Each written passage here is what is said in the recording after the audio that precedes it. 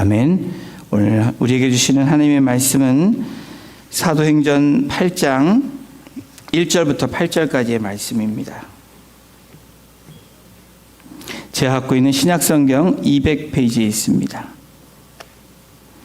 사도행전 8장 1절에서 8절까지 한 절씩 교독으로 봉독하고 마지막 8절은 합독하도록 하겠습니다. 제가 1절 먼저 봉독합니다. 사울은 그가 죽임당함을 마땅히 여기더라. 그날에 예루살렘에 있는 교회에 큰 박해가 있어 사도 외에는 다 유대와 사마리아 모든 땅으로 흩어지니라. 경건한 사람들이 스데반을 장사하고 위하여 크게 울더라. 사울이 교회를 잔멸할세 각 집에 들어가 남녀를 끌어다가 옥에 넘기니라. 그 흩어진 사람들이 두루 다니며 복음의 말씀을 전할세. 빌립이 사마리아 성에 내려가 그리스도를 백성에게 전파하니 우리가 빌립의 말도 듣고 행하는 표적도 보고 한 마음으로 그가 하는 말을 따르더라. 많은 사람에게 붙었던 더러운 귀신들이 크게 소리를 지르며 나가고 또 많은 중풍병자와 목 걷는 사람이 나으니 우리 합독합니다. 그 성에 큰 기쁨이 있더라. 아멘. 유대와 사마리아로라는 제목으로 말씀 선포합니다. 저희가 지난 2주 전에 사도행전 1장 2장에 나타나는 예루살렘에 대한 부분에 대해서 이야기를 했습니다. 그리고 그 사도행전 1장부터 7장까지 사도행전이 진행되는 예루살렘으로 향하는 그 일부였다면 오늘 사도행전 8장은 사도행전의 2부가 시작되는 장입니다.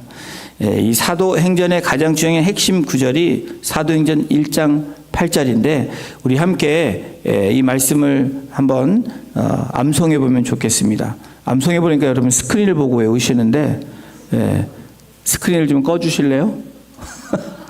네, 우리 한번 암송해 볼까요? 시작. 오직 성령이 너에게 임하시면 너희가 권능을 받고 예루살렘과 온 유대와 사마리아와 땅끝까지 이르러 내 증인이 되리라 하시니라. 잘하셨습니다.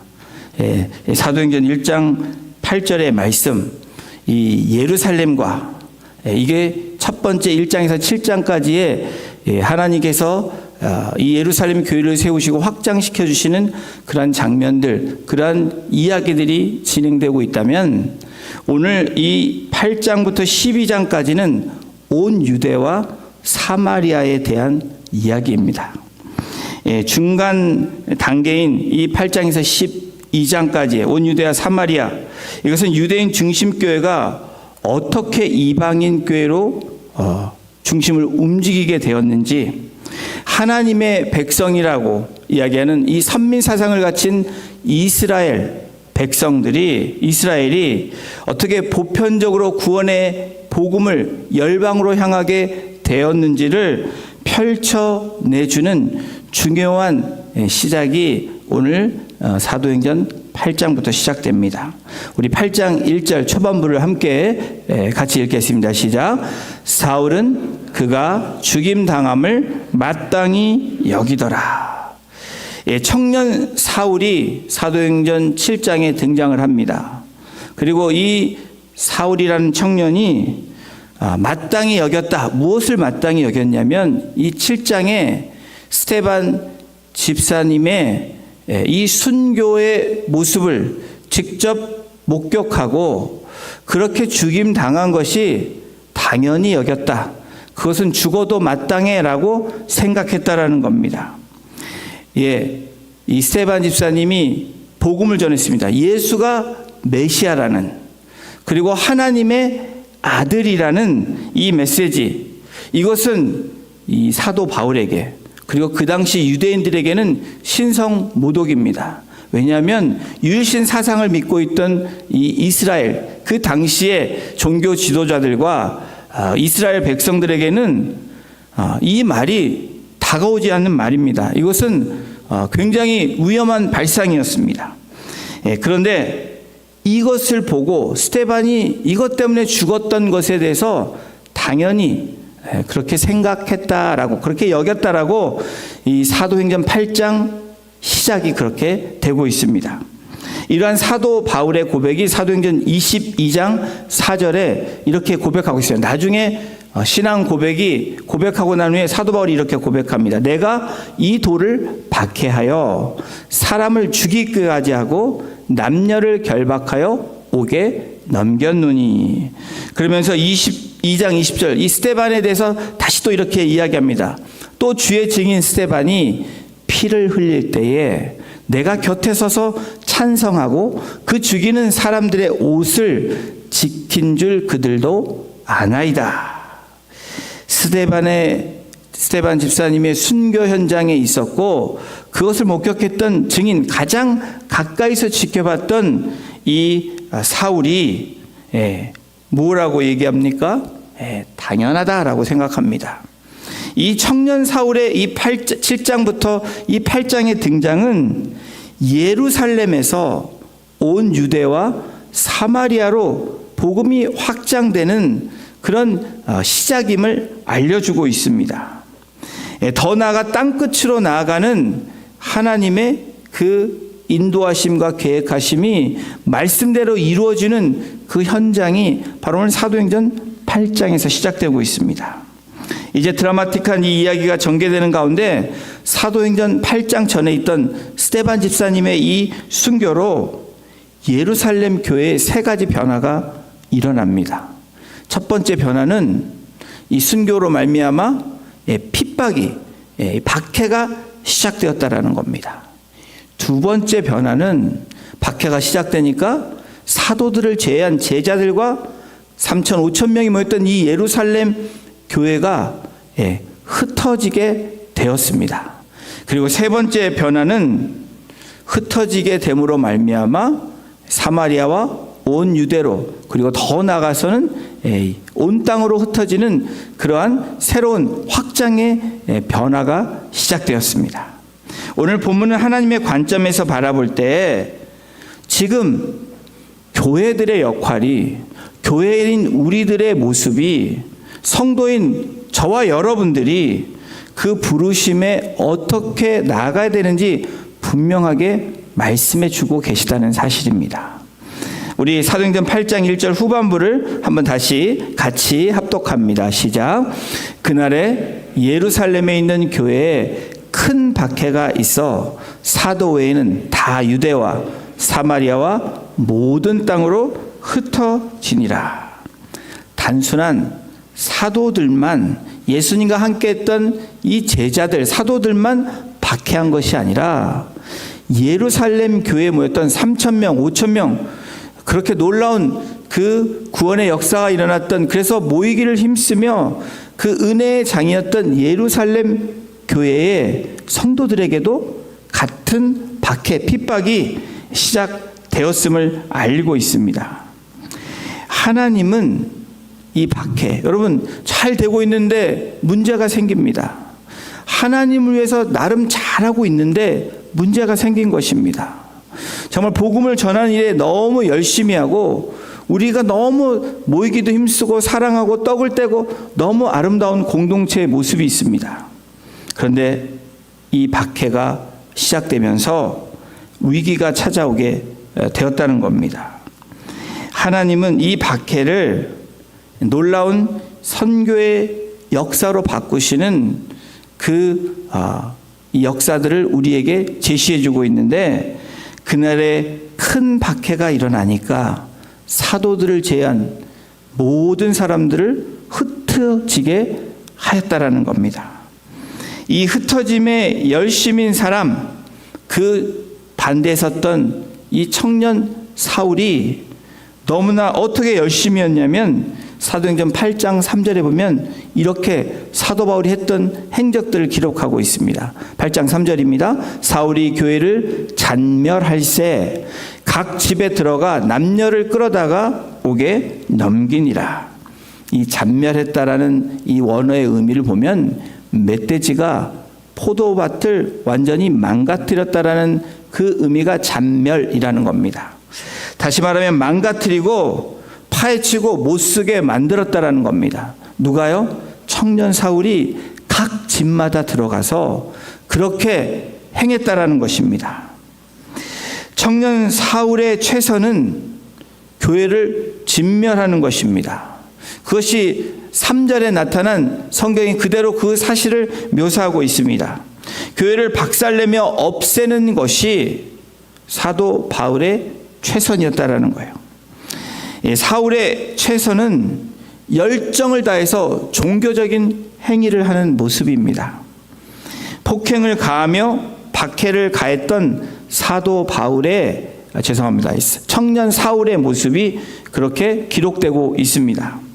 여러분, 복음 없는 종교, 예수 그리스도가 나의 구원자시고 나의 하나님이 되시고 나를 위해서 돌아가신 나의 주님 되심을 고백하는 이 복음 없는 종교는 어떤 일이 일어나면 폭력적이 될 수 있다는 겁니다. 그리고 잔인해질 수 있다는 겁니다. 그것을 대표하는 인물이 청년 사울입니다. 사울이 그 8장에 나타난 사울의 모습은 그랬다라는 거예요. 여러분, 우리도 마찬가지입니다. 오늘 이 3절에 있는 말씀이 저와 여러분들이 복음 없이 종교 생활을 한다면 저와 여러분들이 어떤 모습일까요? 평강과 기쁨과 위로의 삶이 아닌 우리가 과격해질 수 있다는 거예요. 종교적인 열심이 그렇게 만들 수 있다는 겁니다.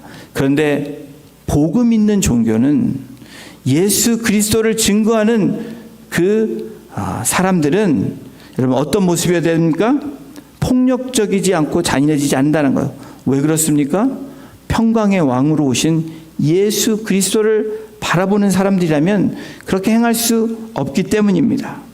사도 바울이 얼마나 열심이었는지 나중에 예수님을 만난 후에 사랑하는 영적인 자녀 디모데에게 다음과 같이 이렇게 서신을 통해서 고백하고 있습니다.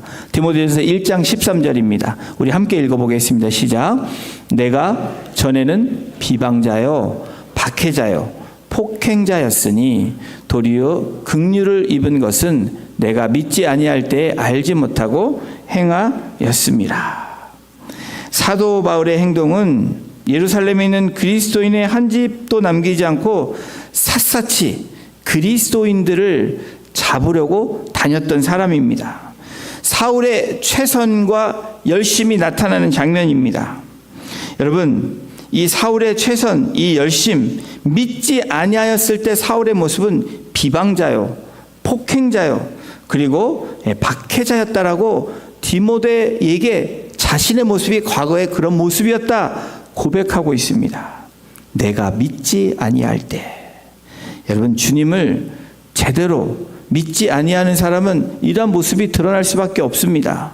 그러나 주님을 제대로 믿는 사람들은 어떤 모습이 나올까요?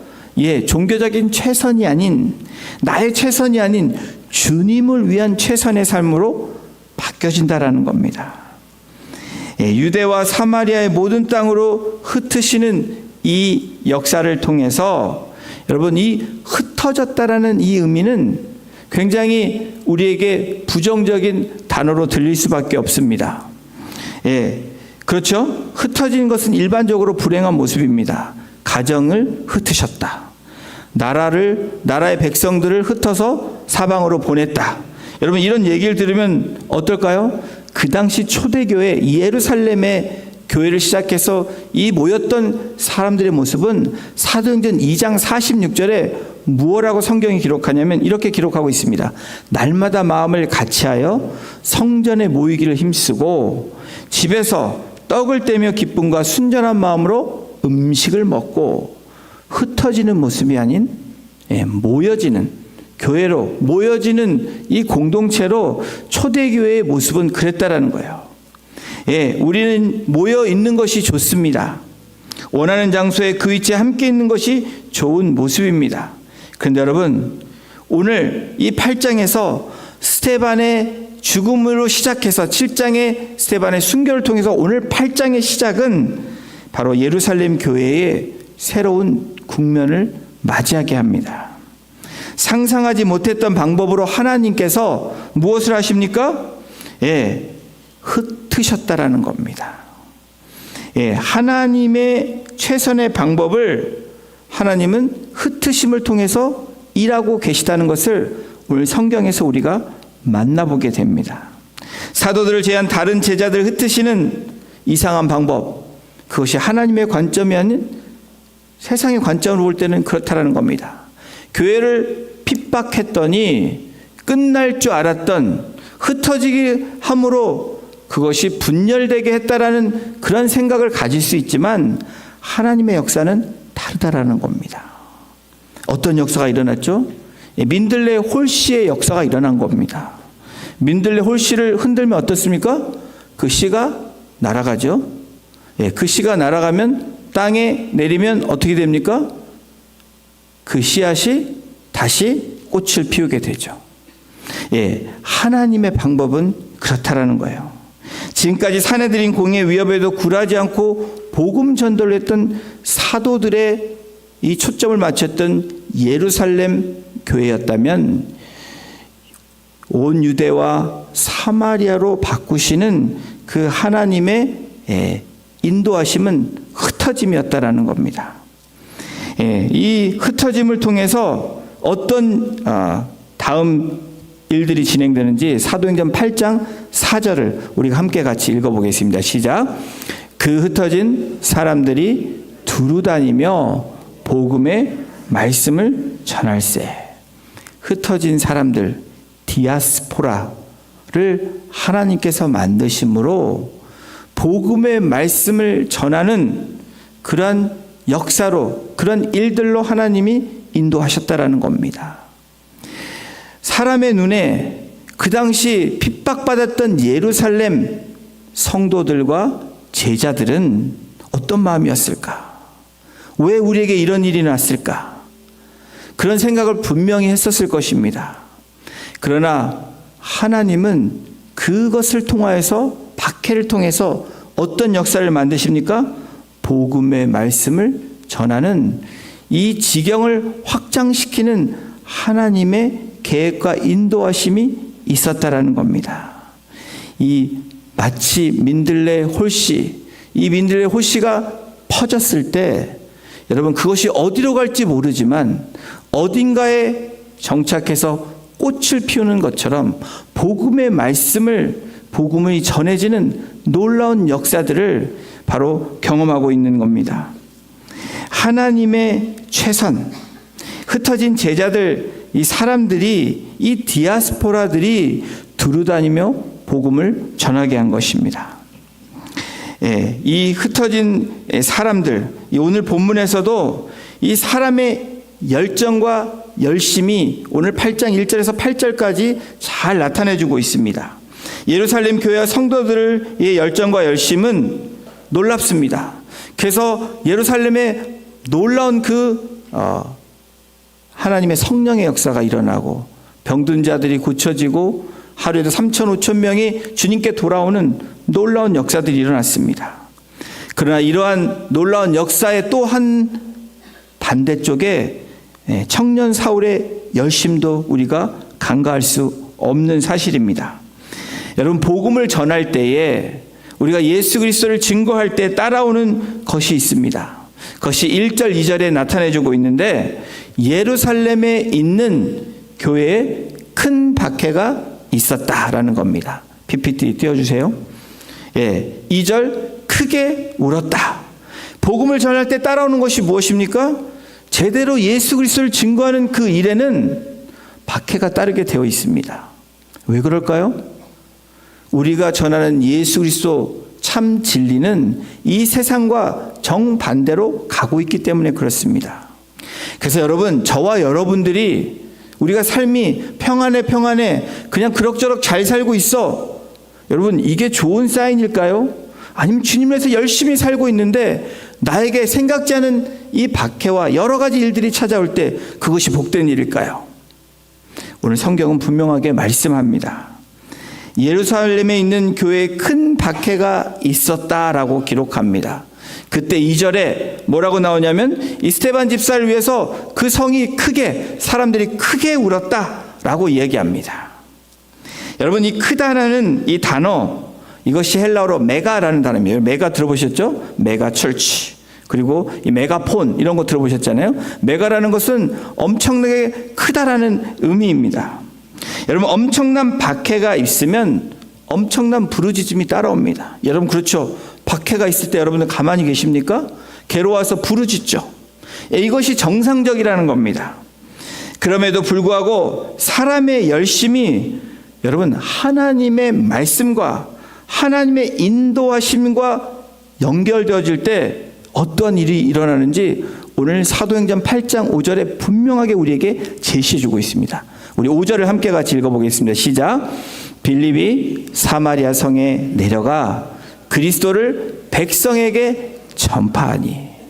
여러분 빌립이 7명의 안수 집사들입니다. 이미 한 명 스데반 집사 동료 이 지체가 이미 순교했습니다. 그리고 예루살렘에 핍박이 가해짐으로 이제 이 집사들이 지금 떠나는 그러한 지금 장면이 일어나고 있는데 그 중에 한 명인 이 빌립 안수 집사가 사마리아 성에 내려가 그리스도를 백성에게 전파했다라고 성경은 분명하게 기록하고 있습니다. 드디어 예루살렘, 이 유다를 넘어서 가깝고도 먼 나라인 가깝고도 먼 지역인 자기의 동족이면서도 동족처럼 여기지 않는 이 팔레스타인 땅에 같이 살면서도 그 사마리아 땅을 그렇게 적대시하고 개처럼 취급했던 그 땅으로 이 민들레 씨가 심어지게 된 것입니다. 누구를 통해서요? 빌립을 통해서. 일어나지 않은 일들이 지금 일어나고 있습니다. 무엇 때문에 그렇습니까? 하나님의 말씀과 빌립의 열심이 합쳐져서 놀라운 이 선교의 역사들, 복음의 열매들이 맺혀졌다라는 겁니다. 이 유대인들에게 사마리아인들은 이방인들보다 그렇게 취급하지 않았던 그런 부류가 사마리아 사람들입니다.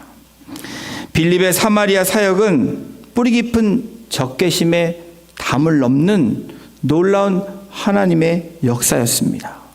여러분, 선교 전도가 어디가 더 쉬울까요?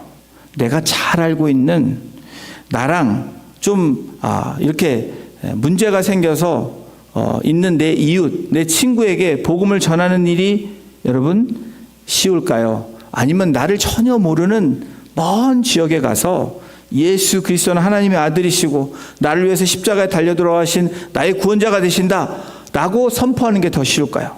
여러분 답을 아실 겁니다. 가까이 있는 게 어렵죠. 그리고 특별히 적개심을 가진 그곳으로 나아가는 것은 더더욱 어렵습니다. 그런데 놀랍게 빌립은 헬라파 유대인입니다. 팔레스타인 영역 밖에서 거주한 헬라파 유대인인 빌립이 히브리파인 유대인보다 복음을 전하는데 더 쉽게 다가갈 수 있는 사람이었다라는 거예요. 하나님은 흩으시면서도 하나님의 계획과 하나님의 인도하심은 그 분명한 뜻이 있다라는 겁니다. 민들레 홀씨가 어디로 날아갈지는 우리는 알 수 없지만 여러분 그것을 인도하시는 하나님의 방향과 장소에 따라 안착함으로 분명한 열매가 맺혀진다라는 사실입니다. 바로 사도행전 이 8장은 그것을 우리에게 나타내주고 알려주고 제시해주고 있는 것입니다. 빌립의 복음 전파로 말미암아 수세기 동안 이어져 온 소외의 담 그리고 무시했던 적개심의 담이 무너지는 그 역사가 사도행전 8장 6절에 등장하고 있는데 우리 8장 6절을 다시 한번 함께 크게 합독합니다. 시작. 무리가 빌립의 말도 듣고 행하는 표적도 보고 한 마음으로 그가 하는 말을 따르더라. 빌립의 말은 복된 소식이었습니다. 누구도 예수님 외에는 누구도 가서 복음을 전하지 않았던 그 사마리아 땅에 하나님께서 예루살렘의 박해를 통해서 빌립 집사를 사마리아로 보내서 복음을 전했더니 어떤 일이 일어납니까? 표적도 보고 한 마음으로 그가 하는 말을 따르더라. 여러분, 이게 기적이지 않습니까? 될 수 없는, 일어날 수 없는 일들이 일어난 것입니다. 더 이상 율법의 세세한 부분을 가지고 왈가불가할 필요가 없다라는 그 굿뉴스를 빌립이 사마리아 사람들에게 전한 겁니다. 예루살렘 성전, 하나님이 거기에만 계시는 것이 아니라 하나님은 어디에도 계시는 분이심을, 그렇게 해서 너희들이 예배하는 그곳에 하나님이 만나주시겠다는 그 복음을 전한 것입니다. 여러분, 복음을 증거할 때 말씀도 듣고 행적도 표적도 드러나야 합니다. 복음을 증거할 때 말도 중요하고 행함도 중요하다는 의미입니다. 그 증거가 7절에 나오고 있는데 7절 우리 함께 같이 읽어보겠습니다. 시작. 많은 사람에게 붙었던 더러운 귀신들이 크게 소리를 지르며 나가고 또 많은 중풍병자와 못 걷는 사람이 나으니. 많은 사람에게 붙었던 더러운 귀신들이 여러분 떠나가는 역사가 일어났습니다. 크게 소리를 지르며, 크게 메가가 또 나옵니다. 여러분, 예수님이 행하셨던 일들이 지금 복음을 전하는 주님의 제자를 통해 행하시고 역사하고 계시다는 거예요. 여러분, 분명한 사실은 우리가 복음을 전할 때, 제대로 복음을 전할 때 박해가 따라오는 것이 여러분 팩트입니다. 맞죠? 오늘 복음 사도행전 8장의 그것을 우리에게 1절에서 제시해 줍니다. 복음이 없는 곳에 복음을 전할 때 핍박이 오고 시험이 온다라는 거예요. 지금도 열방에는 그러한 일들이 지금 일어나고 있습니다. 근데 여러분, 박해를 통해서 복음이 더 전파되게 하시고 복음을 전파하는 이들에게 권능이 임한다는 겁니다. 권능이 누구에게 임해요? 복음을 전하는 자들에게 임한다는 거예요. 그냥 내가 가만히 있다고 권능이 임하는 게 아니라는 겁니다. 여러분, 복음을 전하는 자들에게 주시는 이 하나님의 권능, 이것을 통해서 빌립이 어떤 일을 합니까? 복음을 전했는데 귀신 들렸던 자들이 떠나갑니다. 몸이 불편한 사람들이 병이 낫는 역사가 일어납니다. 왜 이 시대에는 이런 일들이 안 일어날까? 왜 우리 믿는 자들에게 이런 일들이 일어나지 않을까? 여러분, 궁금하지 않으세요? 오늘 답을 주고 있습니다. 복음을 전하지 않을 때는 이러한 일들이 일어나지 않는다라는 거예요. 반대로 복음을 전하는 자들에게는 이런 권능이 임하고 하나님의 능력이 임한다는 거예요. 여러분, 복음 전한다는 게 무엇입니까? 예수님을 소개하는 거죠. 예수님이 누구인지 말하는 거죠. 가르치려고 하는 것이 아니라 선포하는 겁니다. 하나님의 말씀, 예수님이 누구신지를 선포하는 거예요. 여러분, 우리 성도님들께 도전합니다. 여러분께 부탁드리고 싶고, 저에게도 이 말씀이 적용되는데, 여러분, 선교하는 것, 전도하는 것 어렵죠? 근데 여러분, 이 어려운 것을 쉽게 생각할 수 있는 방법은 내가 만난 예수님을, 내가 알고 있는 예수님을 전하는 겁니다. 아니, 선포하는 겁니다. 주님은 하나님의 아들이십니다. 여러분, 다른 것 붙어서 얘기하는 것이 아니라 하나님은 참 사랑이세요. 이 한마디의 성경의 말씀이, 진리의 말씀이, 여러분, 말씀이 능력이 될 줄로 믿습니다. 우리가 그것을 전하지 않기 때문에, 입을 열어 선포하지 않기 때문에 능력이 임하지 않는다라는 것을 오늘 사도행전은 우리에게 제시해 줍니다. 표적을 따르리니 병든 사람에게 손을 얹은 즉 나으니라. 이런 역사가 사마리아 성에 예전에 없었던 그 침울했던 그 성이 어떠한 성으로 바뀝니까? 오늘 우리 본문의 8장 8절에 성경은 이렇게 기록하고 있습니다. 함께 같이 읽겠습니다. 그 성에 큰 기쁨이 있더라. 멸시를 당하던, 복음을 듣지 못했던, 메시아가 누구인지를 알지 못했던 그들에게 빌립을 통해서 복음이 전해짐으로 그들이 그 말을 듣고 따름으로, 그리고 그 결과가 어떻게 됩니까? 악령들이 떠나가고 몸이 회복되고 영혼이 회복되고 그랬더니 8장 8절에 결과적으로 그 성에 큰 기쁨이 있더라. 여기에서도 크다라는 단어가 쓰여지고 있습니다. 메가라는 단어가 쓰여지고 있어요. 여러분, 박해로서 끝나는 우리의 인생이 아니라, 고통으로서 끝나는 우리의 인생이 아니라, 오늘 우리에게 주시는 하나님의 메시지는 무엇입니까? 우리가 복음을 전한 열심히 하나님의 은혜와 하나님의 인도하심이 만날 때, 여러분 8장 8절의 말씀처럼 큰 기쁨이, 내가 이 조이가 우리에게 임해졌다, 이 사마리아 성에 이루어졌다라는 겁니다. 여러분, 복음은 우리를 기쁘게 합니다. 우리를 기쁘게 할 뿐 아니라 주위에 있는 영혼들을 기쁘게 하고 그 도시를 기쁘게 한다라는 분명한 선교적인 메시지가 오늘 우리 사도행전에 나타나고 있습니다. 복음을 듣고 그들의 일어난 치유뿐 아니라 이제까지 억눌렸던 그 놀라운 역사가 일어나는 이 선교의 현장을 우리 사도행전 8장을 통해서 오늘 만나보고 있습니다.